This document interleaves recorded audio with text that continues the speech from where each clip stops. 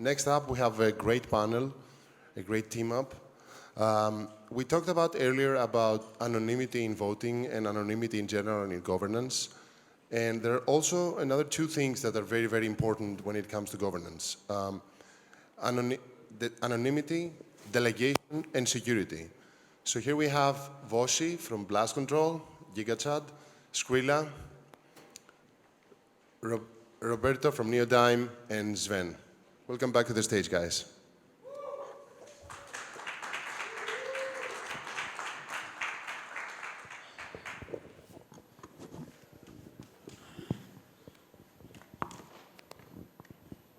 Great, okay. So this panel is going to cover privacy and security and delegation. My name is Bryn. I'm a former chef and a food product developer. And I cut my teeth in this industry over at Secret Network, which is a privacy preserving layer 1 in the Cosmos ecosystem. I'm not too familiar with Solana and much of the product and projects on there, but I'm really looking forward to find out more. Right now, I'm the head of partnerships over at GovDAO, which is a legal and regulatory advisor. We help to form DAOs, and we join DAOs as advisors. And I'm also an events organizer as well, so really, really appreciate the effort that's gone into putting this together. Big up the team. I'm joined today by Voshy, Robert, and Swen. So, fellas, do you want to take a moment to introduce yourselves? Okay, let me start. I am Robert. You might have already met me from my presentation. I'm a security auditor, and I like to think about DAOs and DAO security. Yeah, I'm from Neodyme, by the way. Cool. All right. I'm Swen. I'm with Light Protocol, and we're building a ZK layer on Solana that allows developers to build private Solana programs. So programs just like regular Solana programs, but with private state and private state transitions. Hi, I'm Voshy. I'm a founder of Blast Control, a consultancy agency that works with crypto projects mostly on Solana. I must admit that I am not involved in DAOs as much. That's why it's very nice for me to come here and learn more. But I am very passionate about educating on things like privacy and security. And that's, I guess, what my role here is on this panel, to kind of take a not so much DAO-focused point of view. Brilliant. And you've kind of answered my next question, which was what motivated you guys to build? So let's start with yourself, Swen. Cool. It's actually a pretty funny backstory. So my co-founder, Joe, he's a childhood friend of mine. And so he actually, I think it was in 2021, summer 2021, he was just, hey, I'm building this hobby project on the side. The project was about making ZK snark verification work on Solana, verifying those proofs on Solana. So it was just very nerdy side project of his, and he was like, hey, do you want to help me on the Rust side of things? And so that's how I got into this whole field and of ZK and building on Solana. And ultimately, years before that, I've been working on different startups, different projects, trying to get stuff off the ground, selling, SaaS to small German businesses and these sort of things. So I was always very interested in just building cool things and trying to sell them. And so, yeah, that was sort of the story. And then with Solana in 2021, we've just been building Light since then, and it's going well. Brilliant. And you, Robert? So I would modify that question for myself, because I'm not really building anything. I'm more like breaking things. So I like breaking things like DAOs and protocols because of like just a unique kind of rush you get when you like find something that shouldn't work but works. It's really enjoyable. Fantastic. And yourself, Voshy, as an educator?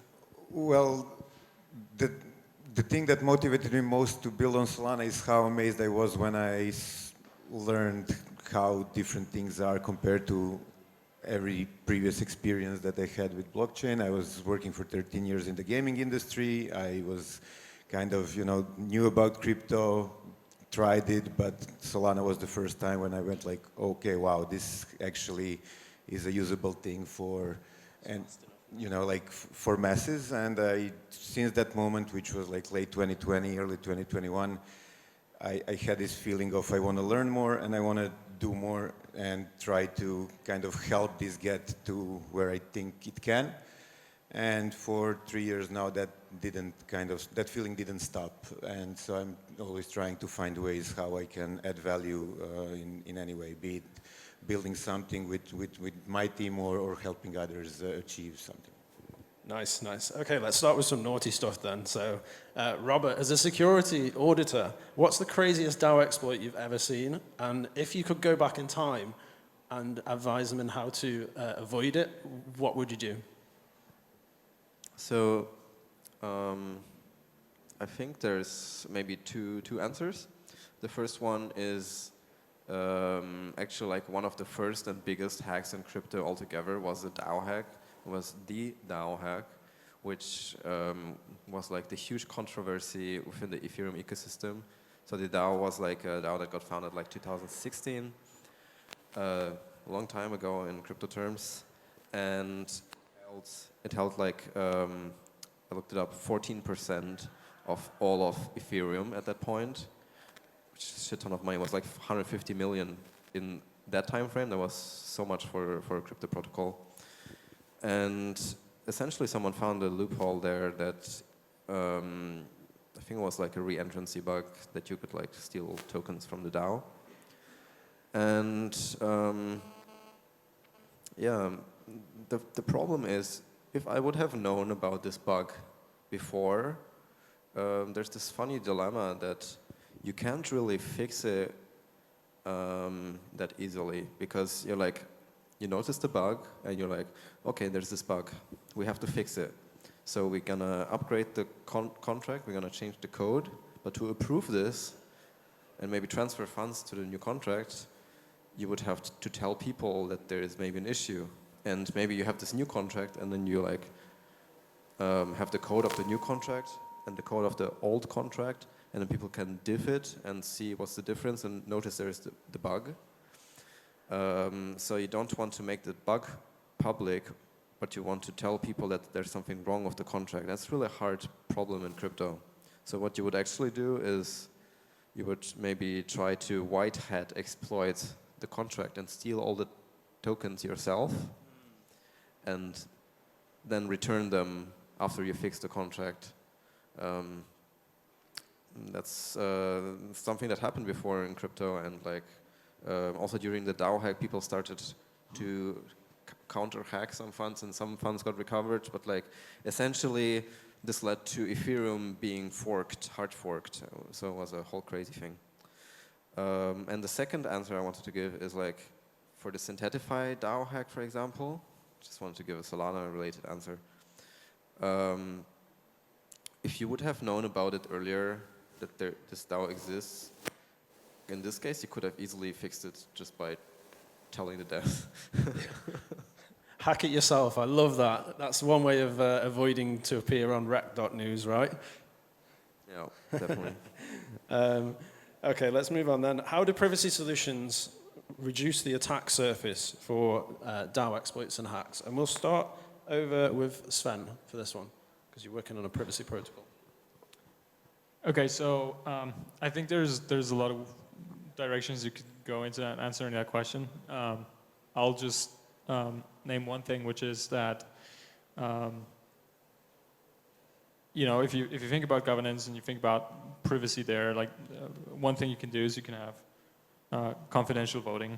Something for those who've been around. Actually, we've had a talk about this in the morning, and so having confidential votes and the vote process that is confidential can help with some security-related things, and it's mostly being about creating some more coercion resistance, such that some governance attack vectors, and I know that Rob had some really good talk about some of the other exploits and attacks you can do on governance, but on the social side, an attacker could, for instance, try to coerce people and voters, individuals, to vote a certain way. So they could, for instance, try to bribe them. Otherwise, an attacker could try to manipulate the outcome of the vote by, pushing information or try and basically social engineer the voting community and get certain people to vote for a certain outcome. So having private votes, it doesn't really solve some of these things fundamentally, but it makes it harder to force people to vote a certain way. I think as well for the bigger DAOs, it's actually a major driver for decentralization. If you have confidential votes, then people don't tend to follow the herd or follow the whales when they come to the ballot box. Yeah, I think if you remember the tornado hack that I mentioned earlier, that someone made a proposal and said that's just like the other proposal.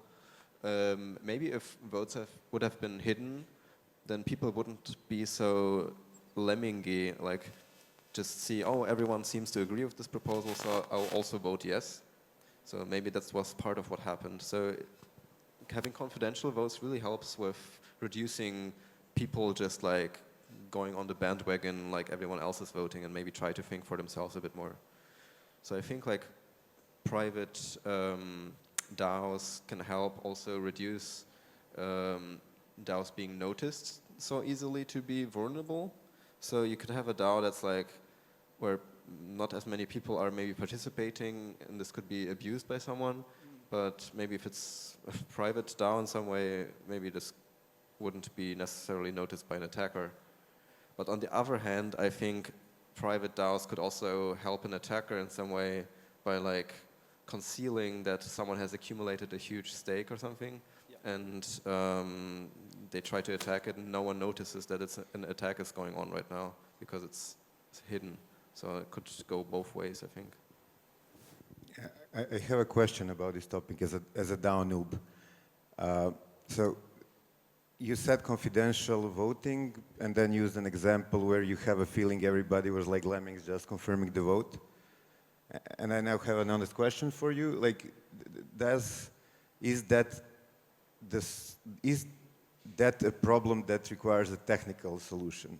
Like the fact that people behave in that way and solving it by changing how voting works, the right approach, or does that point to a problem that maybe points to some other issues and this model not being maybe great, or can this be solved in a different way? I think confidential voting wouldn't be introduced to avoid this problem, but introducing confidential voting would have the side effect of reducing this problem. I think you would have confidential voting more for people,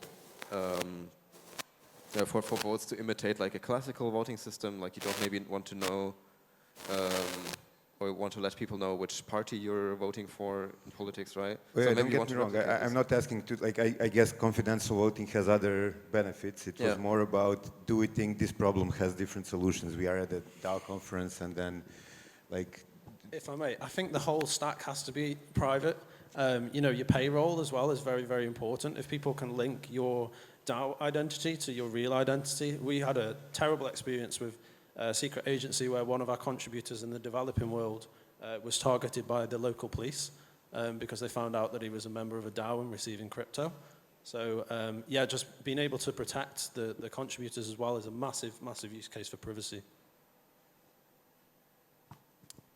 If we can move on, and as well, there's lots of different privacy solutions. Obviously, ZK's, FHE is probably the frontier, SGX, MPC. They've each got strengths and weaknesses. I think we were agreeing earlier, and it's about finding the right solution for the right use case and trading off between them all. Okay, so moving on, is self-custody the right approach for most people? I think we've all got something to say on this, so let's go first with Voshy, and then we'll move on. Well, that's a topic that's been discussed a lot, right? Since you come to crypto, you keep hearing not your keys, not your crypto, but then when you learn how careful people are about how they're storing the keys and so on, then you understand probably for the majority of people, self-custody is not on average the best way to assure they're going to keep that crypto for a longer period of time. And then, as I said, like for my mom or somebody, I'm not sure if I would recommend self-custody because on average you would trust Coinbase or somebody like that to be smarter about keeping her funds and not losing the keys or something compared to her needing to understand how private keys work. Then, of course, things like FTX last year and some other things happen, and then all of a sudden you change how you think about that thing and you still prioritize that. But it's definitely a hard topic, and there is a lot of solutions that are coming up trying to kind of simplify the user experience so they could get self-custody without having this friction and this like big step where they need to learn how to behave. So I don't think that has an easy answer. I still think that in the current state, self-custody is not necessarily the best option for masses, but let's hope we get to the point where it is and there's no friction points. Guys, you want to... So I think self-custody is like probably the best for most people who are technical and maybe already in crypto, because if you're already in crypto, you might be not so afraid of like trying technical solutions, trying to understand things. But if we want to like onboard the next billion people or whatever, then it might be a bit tough to make sure that everyone is self-custodying in a secure manner, because actually it's not that easy maybe for many people. So I think you would have to differentiate a bit about people. But I think a lot of people who are not into crypto would be smart enough to self-custody just fine, but a big chunk of people maybe not. So can't tell generalized. So yeah. Swen, you... Cool. Yeah, I'd be curious to hear some because I haven't really made up my mind on what I believe there. I think probably we'll just try out different things like as an industry and see what works. And obviously it would be great to get more self-custody in this world. Yeah, but I mean, maybe we could also open this up. I mean, maybe some other people in the audience have some opinions on this. I'm not sure. I certainly do. I think if you can't remember 24 words, you should tattoo them on the inside of your eyelids. I think that if we consider this like, let's say, mobile phone or internet adoption, this is different because it's involving money. People care a lot about their money. It's going to take a very long time for the older generations to adopt crypto, and it's going to take a lot of education for the younger generations, starting in school, probably, to be able to understand the systems as they work now. I think account abstraction will probably improve that when those kind of technologies, come out. But yeah, interested to hear what people think. If anyone wants to stick their hand up. Any hot take? Yeah. Okay. Well, we'll just move on then. Okay, so let's go a bit future forward now. Voshy, what do you think of the trends in privacy and security for 2024 that we should be watching for? What are the red flags and green flags when we're analyzing projects? I'm gonna approach this from like tomorrow I'm having a talk about something that some people here know about, and that showed how people tend to ignore security concerns. And since then, because that happened, there were a lot of projects that presented these security risks to users, and I notice it now more because people keep tagging me when these things happen.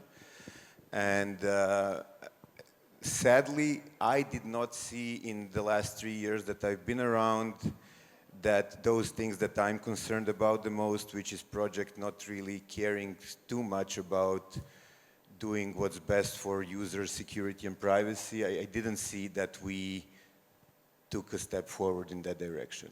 And I think there is always going to be people who care about it less or more. Of course, some of those people are the project founders, and it reflects because somebody is going to prioritize way more putting that as a main thing they focus on when they are thinking about what risks they're putting their users on, and some won't.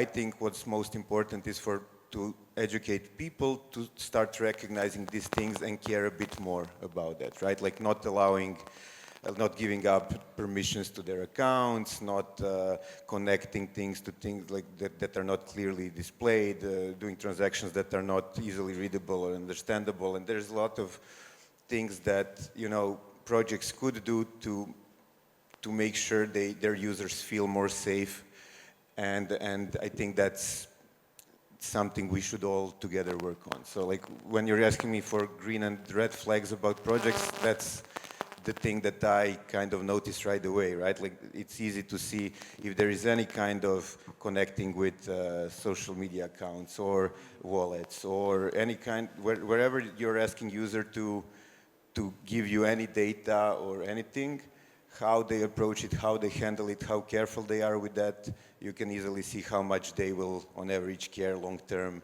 on maintaining that. And usually those projects that at the start you feel like maybe don't care about it are the ones that end up having some kind of problems with either like from things that don't hurt you financially, like data, personal data being leaked, to potentially some kind of hacks or loss of user funds.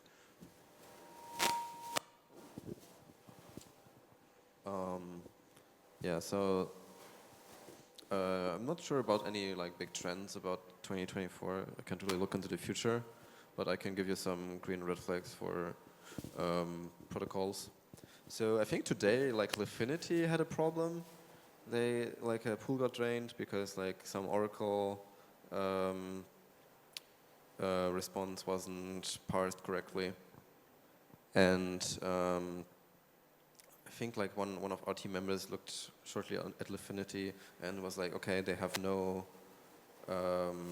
like it's closed source, and apparently the thing happened after a person just completely aped 260K into a pool without ever looking at this thing, just to airdrop farm, I think.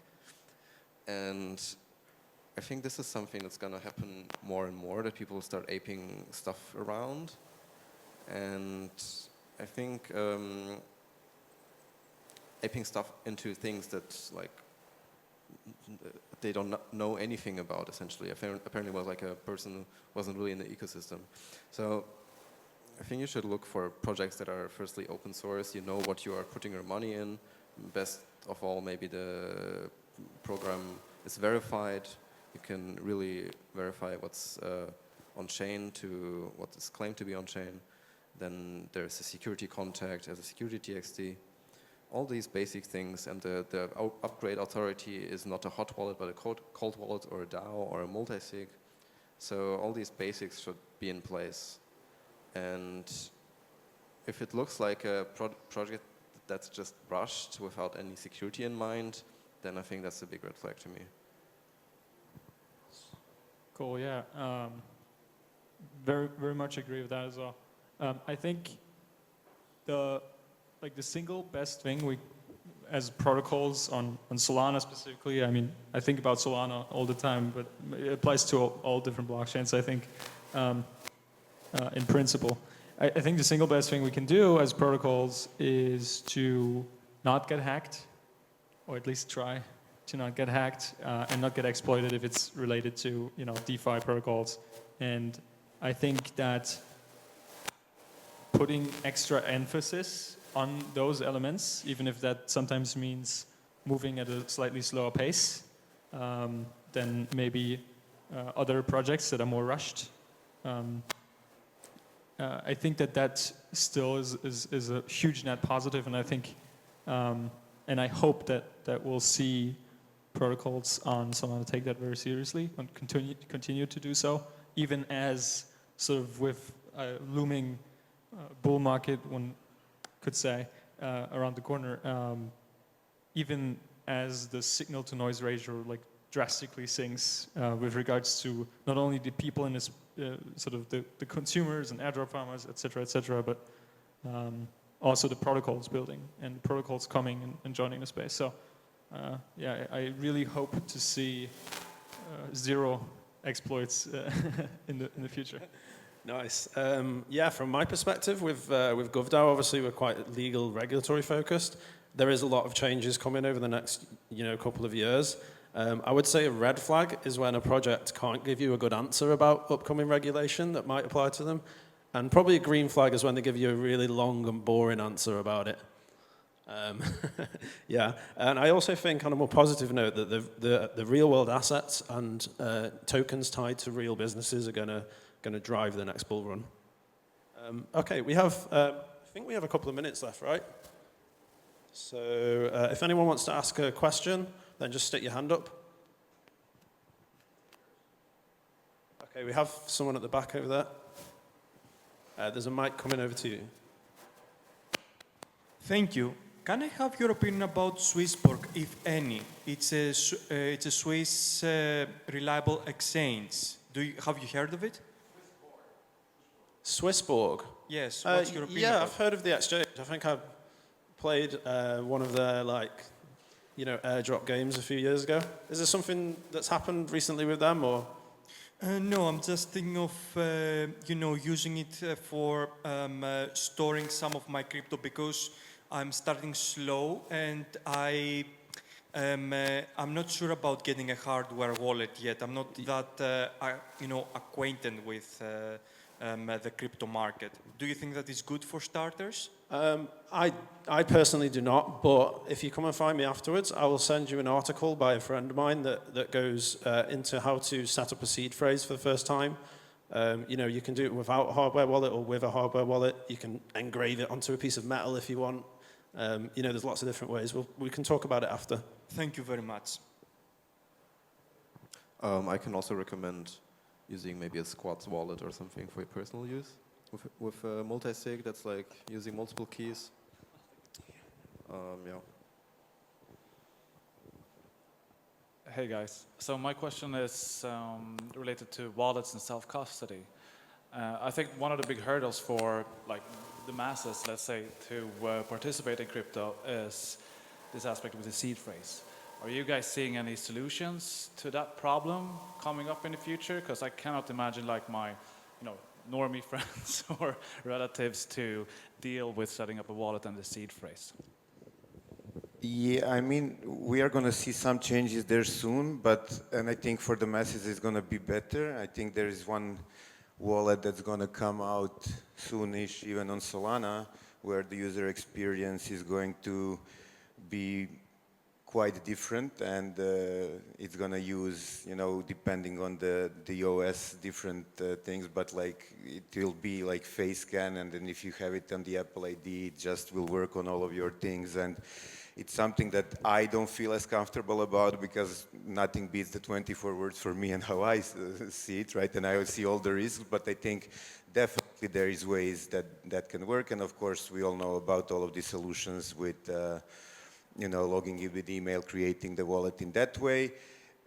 I feel like that's actually the field that just in the past few years did see an advancement, and it's getting there. And I'm sure we'll find solutions that give that full security of self-custody, but the user experience being way better. I don't think we nailed it just yet, but I think we are definitely going in that direction.